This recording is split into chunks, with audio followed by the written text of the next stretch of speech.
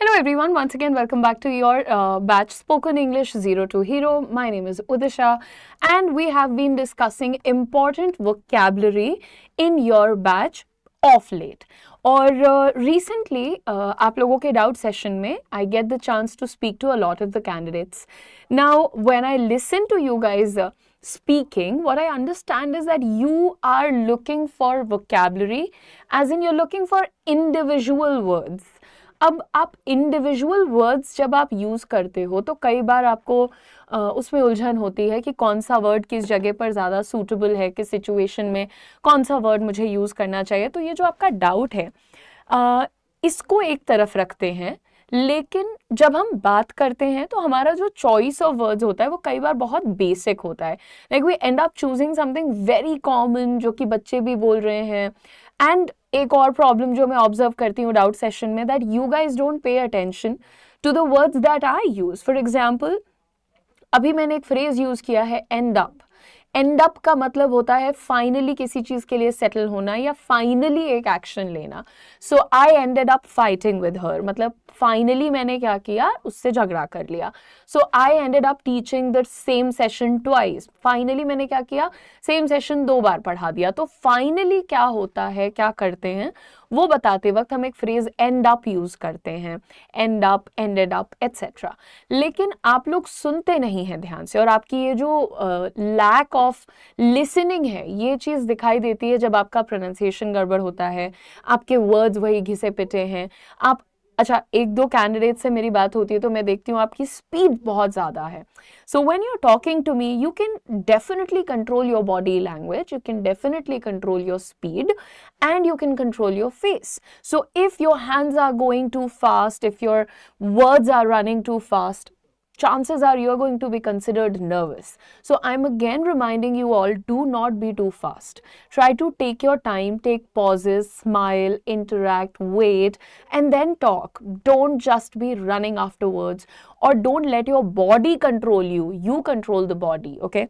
Now, all of these are problems that I notice in your doubt class. So those people who are coming to the doubt class and are not turning on the camera, are not talking to me, very bad. That's like the worst thing that you can do, because आपकी 4-5 classes हो गई हैं doubt की और अब बस 4-5 classes बची हुई हैं. तो फिर आप अगर उसका अभी फायदा नहीं उठा रहे हो तो आपको इवेंचुअली प्रॉब्लम हो सकती है. आगे यहाँ पर आज मैं जिस टॉपिक पे बात करने वाली हूँ उन्हें कहा जाता है इडियम्स. नाउ ये ईडियम्स नहीं है, these are idioms. Idioms, idiom नहीं, यम नहीं है वो, दैट इज अम्स. तो मैं आपको एक एक वर्ड पे इतना एक्सप्लेन करती हूँ कि कैसे बोलना है, और आप बिल्कुल भी ध्यान नहीं देते हो कि क्या बोलना है और मैं क्या बोल रहा हूँ. सो प्लीज़ थोड़ा अटेंटिव हो जाइए. अच्छा, इडियम्स की जब हम बात करते हैं यार, तो जैसे हिंदी में मुहावरे होते हैं. मुहावरे क्या होते हैं, एक सिचुएशन के हिसाब से, एक एक्सपीरियंस के हिसाब से स्पेसिफिक सेंटेंस क्रिएट कर दिया जाता है. जैसे दूर के ढोल सुहावने होते हैं, तो ढोल अगर तुम्हारे सर पे बजता है तो तुम इरिटेट होते हो, लेकिन कहीं दूर बज रहा होता है, धीरे धीरे आवाज आ रही होती है, तो तुम क्या करते हो, अच्छा फील करते हो उस चीज के बारे में, यू एंजॉय इट. तो यही कहा जाता है कि जब तक कोई चीज दूर रहती है वो तुम्हें बहुत अच्छी लगती है, लेकिन जब वो तुम्हें मिल जाती है तो उसका चार्म खत्म हो जाता है, वो तुम्हें बॉदर करने लगती है. तो इसी तरह से एज पर सिचुएशंस बहुत सारे फ्रेजेस और सेंटेंसेस क्रिएट किए जाते हैं, और उनकी मदद से हम बेसिक घिसी पिटी इंग्लिश को एलिमिनेट करके थोड़ा सा एडवांस अपने एक्सप्रेशन को, अपनी एक्सप्लेनेशन को कर सकते हैं. तो आज मैं आप लोगों को सिखाने वाली हूँ कुछ बहुत इंटरेस्टिंग आपके इडियम्स. सबसे पहला आपके सामने है टू बर्न द ब्रिजेस.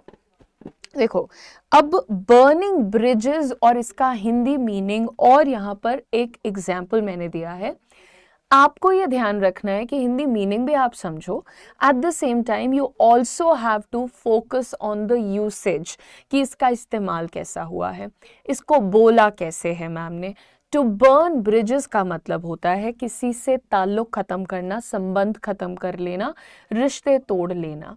अब देखो, एक कंपनी से रिश्ता टूट सकता है, एक इंसान से रिश्ता टूट सकता है, किसी पुरानी आदत से रिश्ता टूट सकता है. तो अक्ल लगाइए इसको यूज करते वक्त, ठीक है.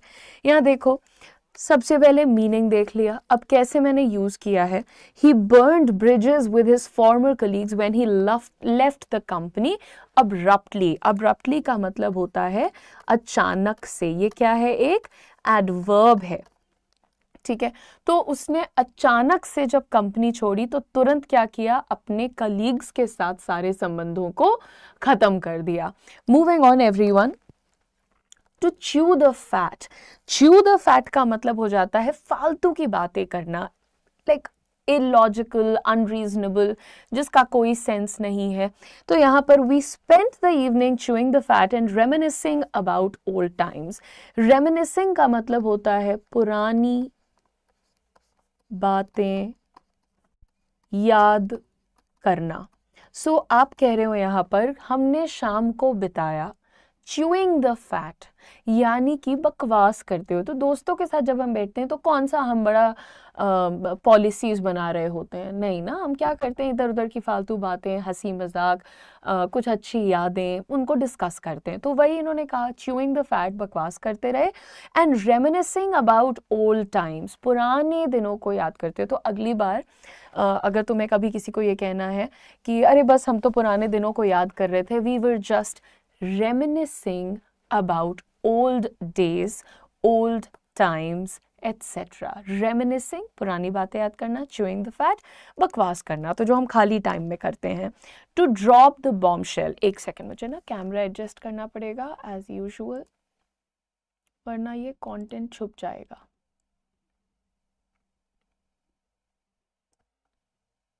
ठीक है, okay. So to drop a bombshell, बाप रे, लोगों को शॉक कर देना, अचानक से कोई खुलासा करना और लोगों को एक सदमा दे देना, शॉक दे देना। So she dropped the bombshell when she announced she was quitting her job to travel the world. उसने क्या किया, उसने सबको सदमा दे दिया, उसने अचानक से एक बड़ा खुलासा किया और सदमा दे दिया, झटका दे दिया, एटसेट्रा। तो कोई ऐसी बात करना जिसे सुनकर के सामने वाले लोग शॉक्ड हो जाएं। So she dropped a bombshell, उसने एक खुलासा किया, लोगों को सदमा दिया। When she announced she was quitting her job to travel the world, वो नौकरी छोड़ रही थी दुनिया घूमने के लिए। ऐसी बात कोई करेगा तो तुम्हें खुद भी सदमा लग जाएगा कि भाई यार इसका घर कैसे चलेगा, इसकी जिंदगी कैसे गुजरेगी, एटसेट्रा, है ना। नेक्स्ट देखते हैं यहाँ पर, गो डाउन द रैबिट होल। देखो बहुत इंटरेस्टिंग चीजें होती हैं। अब इसके लिए तुम अलग से वर्ड ढूंढने जाते हो। जब हम किसी अजीब सी बात में, किसी बहुत यू कैन से,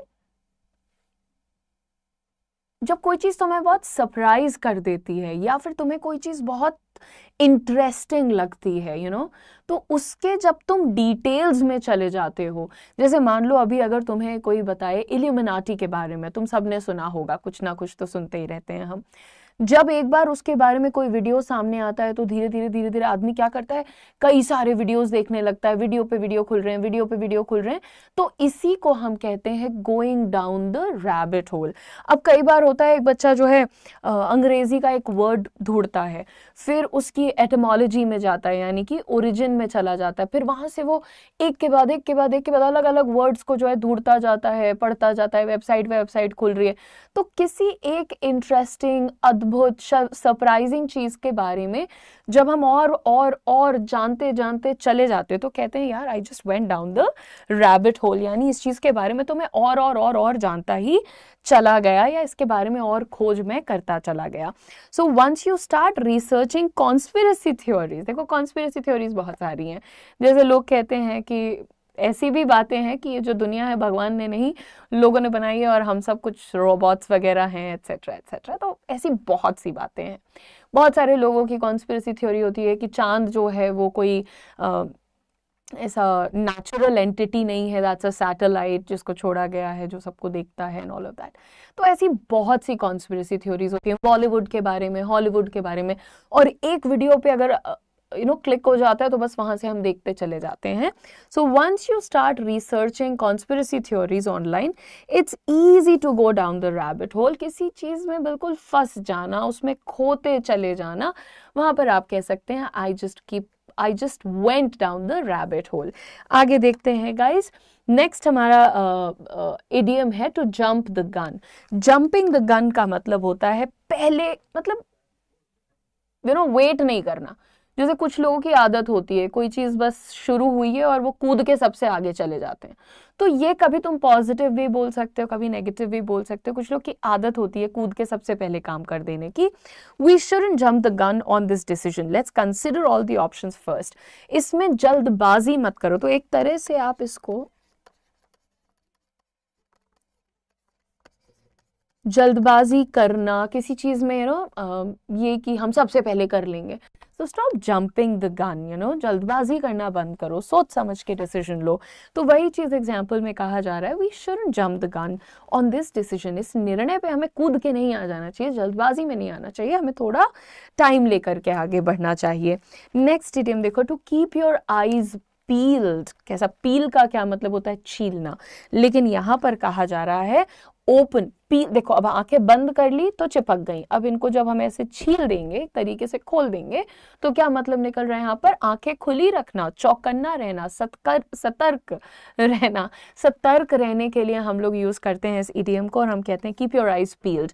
सतर्क रहना, चौकन्ने रहना। Okay, keep your eyes peeled for any suspicious activity. कोई भी ऐसा शंका वाली चीज हो जो तुम्हें अनयूजुअल लगे, जो कि नॉर्मल नहीं लगती है, while we are walking through the neighborhood, जब हम यहाँ से निकल रहे हैं तो बड़ा चौकन्ना रहना, ताकि कुछ भी अगर अजीब लगे तो तुम देख लो। तो अनयूजुअल एक्टिविटी, सस्पिशियस एक्टिविटी किस चीज को कहते हैं? जो हमें नॉर्मल नहीं लगती, जो यूजुअल नहीं है। आगे देखते हैं guys, let the chips fall wherever they may. मतलब कि यार किसी चीज को जैसा हो रहा है वैसा होने दो। तो जैसा हो वैसा होने दो के लिए हम कहते हैं let the chips fall wherever they may. जैसे कई बार हमसे कोई कहता है यार तुम्हारा घर कितना गंदा हो रहा है, इसको साफ कर लो। तो क्या है, रहने दो यार, जैसा है वैसे रहने दो। तो हम क्या कहेंगे, let the chips fall wherever they may. जो चीज जहां पड़ी है उसको वहां रहने दो। आगे देखते हैं, I have done my best to prepare for the presentation, so let's just go in there and let the chips fall wherever they may. कह रहे हैं कि भाई देखो, प्रेजेंटेशन की हमने तैयारी कर ली है, अब बाकी जो होगा देखा जाएगा, जैसा है वैसा होने देते हैं।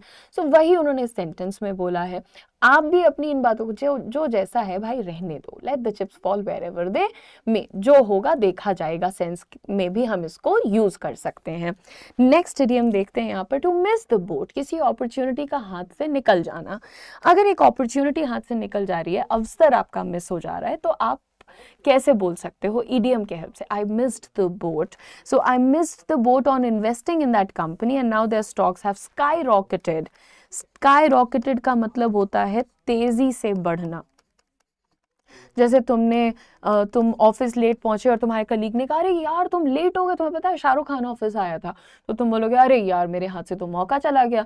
तो तुम अंग्रेजी में क्या बोलोगे? Oh God I missed the boat, यानी कि मेरे हाथ से मौका चला गया।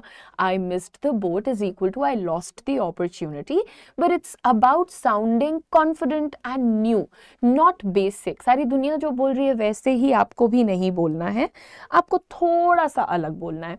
निप इन द बड, कोई चीज जब शुरू हो रही है ना तभी उसका गला घोट दो। अगर तुम्हारी कोई गलत आदत शुरू हो रही है, उसको भैया वहीं पे खत्म कर दो, फालतू के चक्करों में मत पड़ो। अब जैसे समस्या को शुरुआत में ही हल कर देना, जब वो बस सामने आ रही है।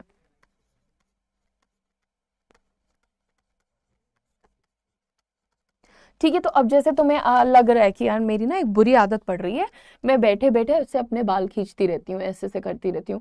तो अब मुझे पता है कि ये एक बुरी आदत है, कल को मैं इंटरव्यू में जाऊंगी, किसी मीटिंग में जाऊंगी और वहां लोगों के सामने मैं ऐसे ऐसे कर रही हूँ, तो वो चीज जो है अच्छी नहीं लगेगी। That will create a bad impression. So I am going to nip the bud, nip it in the bud. I'm going to nip this bad habit in the bud. मैं इस परेशानी को यहीं पर खत्म कर दूंगी।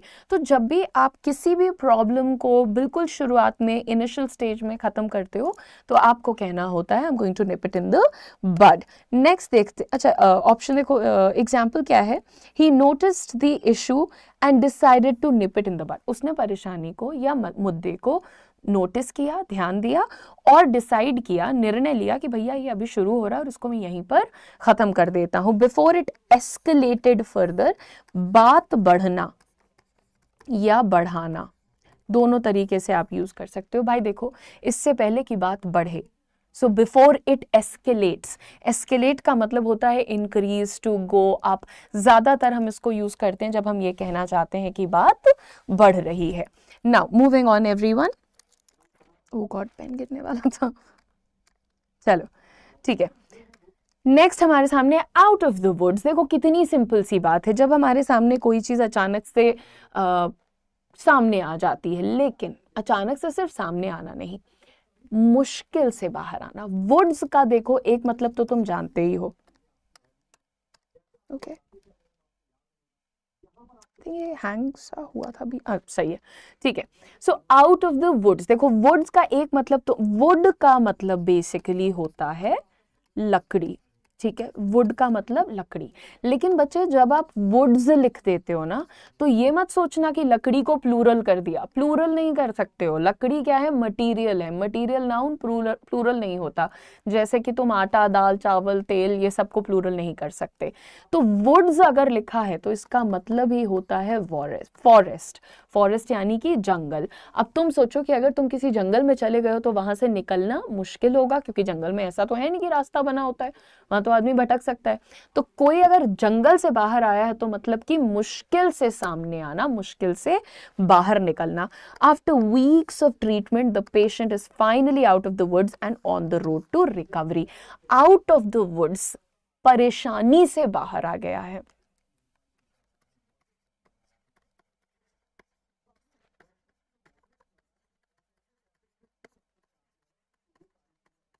ठीक है, तो नेक्स्ट टाइम आपको बोलना है कि अरे कोई काम था जो आप नहीं कर पा रहे थे, या किसी प्रोजेक्ट पे आप अच्छे से परफॉर्म नहीं कर पा रहे थे, पर आपने जब 3-4 दिन, 1 हफ्ते उस पर मेहनत की तो आप कर ले गए। तो आप बोल सकते हो कि after days of working on this project I am finally out of the woods and I can understand what was going on here. तो मतलब हफ्तों तक या दिनों तक इस पे काम करने के बाद जो है, अब जाकर मुझे ये चीज समझ आई है कि ये कैसे काम करेगी। तो जब भी तुम एक परेशानी से, डिफिकल्ट सिचुएशन से निकलोगे, तो आप बोल सकते हो कि I am finally out of the woods. Next देखते हैं, क्वाइट एज अ माउस। अगर आपके सामने कोई भी बहुत शांति से बैठा हुआ है, बहुत गुपचुप टाइप में है, तो आप वहां पर यूज करते हैं अपना phrase quiet as a mouse. लेकिन देखो sentence, the children were quiet as mice. देखो माउस क्या होता है बेटा, सिंगुलर होता है। जब हम इसको प्लूरल करते हैं तो ये माइस बन जाता है, बस इतना सा फर्क है। तो यहाँ पर एक बच्चे की बात नहीं हो रही है ना, सिंगुलर होता है चाइल्ड, और जब हम इसी को प्लूरल करते हैं तो क्या लिखते हैं, चिल्ड्रन लिख देते हैं, तो ये प्लूरल हो जाता है। So the children were as quiet as mice while playing in the library. तो जो बच्चे थे वो लाइब्रेरी में खेल रहे थे, और लाइब्रेरी में तो शोर करना अलाउड नहीं होता है, तो what would you say, the children were as quiet as mice. Moving on everyone, rub salt in the wound. ये तो तुम्हें पता ही है, हिंदी में कहते हैं जख्मों पे नमक डालना, किसी की परेशानी को और खराब कर देना और तकलीफ पहुंचाना। Bringing up her failed relationship was like rubbing salt in the wound. भाई अगर किसी का डिवोर्स हो गया है, ब्रेकअप हो गया है, तो उस चीज के बारे में क्यों बार बार बात करनी है, उससे तो आदमी को और दुख होगा। पहले ही शादी टूटी है, रिलेशनशिप टूटा है, तो दुख तो हर इंसान को होता है। अब तुम उसके बारे में दोबारा बात करोगे तो क्या होगा, it's like you are rubbing salt on the wound. It's like तुम किसी के जख्म पे नमक डाल रहे हो। तो आज मैंने आपको जितने लिमिटेड इडियम्स बताए हैं, आपको पता है मैं क्यों क्लासेस को ब्रीफ रखती हूँ, ताकि आप ये लर्न करो, आप इनको यूज करो। जब आप डाउट क्लास में मुझसे डिस्कशन करो तो आप वहां भी ये चीजें बोलो, और आपके जो डाउट्स हैं, क्वेश्चंस हैं, उनको भी मुझसे पूछो। तो आप इनको बोलो, रिवाइज करो, उसके बाद नेक्स्ट वीडियो पे जाओ। सिर्फ वीडियो ढूंढते रहने से आप अच्छी अंग्रेजी नहीं बोल पाओगे। आप सीखो, बोलो, सुनो, रिवाइज करो, डाउट्स पूछो, ये प्रोसेस है बेटा। सो pronunciation is also very important, so listen very carefully. Okay, thank you so much for watching the class. I will be sharing more such idioms with you in the next few classes. I will also be bringing a lot of new vocabulary for everyone here. Thank you for watching. See you guys in the next video. God bless you.